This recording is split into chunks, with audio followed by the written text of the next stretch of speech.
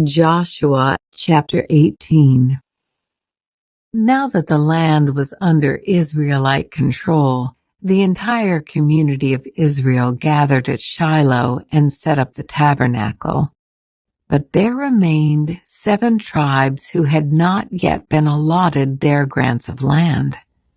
Then Joshua asked them, "How long are you going to wait before taking possession of the remaining land the Lord, the God of your ancestors, has given to you? Select 3 men from each tribe, and I will send them out to explore the land and map it out. They will then return to me with a written report of their proposed divisions of their new homeland. Let them divide the land into 7 sections, excluding Judah's territory in the south and Joseph's territory in the north.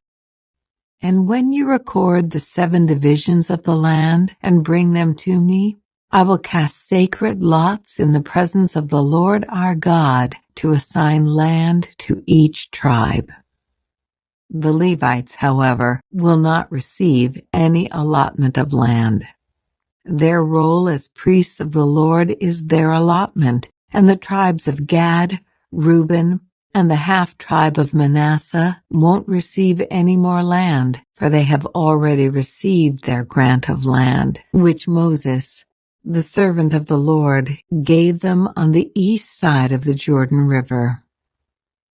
As the men started on their way to map out the land, Joshua commanded them, "Go and explore the land and write a description of it. Then return to me, and I will assign the land to the tribes by casting sacred lots here in the presence of the Lord at Shiloh." The men did as they were told and mapped the entire territory into 7 sections, listing the towns in each section. They made a written record and then returned to Joshua in the camp at Shiloh. And there, at Shiloh, Joshua cast sacred lots in the presence of the Lord to determine which tribe should have each section. The first allotment of land went to the clans of the tribe of Benjamin. It lay between the territory assigned to the tribes of Judah and Joseph. The northern boundary of Benjamin's land began at the Jordan River, went north of the slope of Jericho, then west through the hill country and the wilderness of Beth-aven. From there, the boundary went south to Luz, that is Bethel, and proceeded down to Adaroth-Adar, on the hill that lies south of Lower Beth-horon. The boundary then made a turn and swung south along the western edge of the hill facing Beth-horon, ending at the village of Kiriath-baal, that is Kiriath-jearim, a town belonging to the tribe of Judah. This was the western boundary. The southern boundary began at the outskirts of Kiriath-jearim. From that western point, it ran to the spring at the waters of Nephtoah, and down to the base of the mountain beside the valley of Ben Hinnom, at the northern end of the valley of Rephaim. From there it went down the valley of Hinnom, crossing south of the slope where the Jebusites lived, and continued down to En-rogel. From En-rogel, the boundary proceeded in a northerly direction and came to En-shemesh and on to Geliloth, which is across from the slopes of Adummim. Then it went down to the stone of Bohan. Bohan was Reuben's son. From there it passed along the north side of the slope overlooking the Jordan Valley.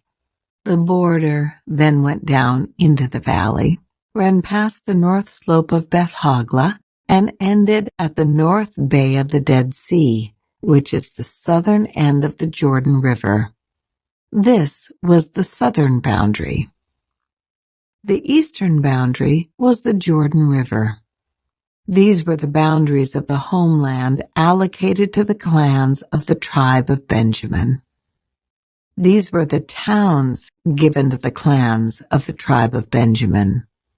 Jericho, Beth Hogla, Emekizes, Beth Araba, Zemaraim, Bethel, Avim, Para, Ophrah, Capher-Ammoni, Ophni, and Geba.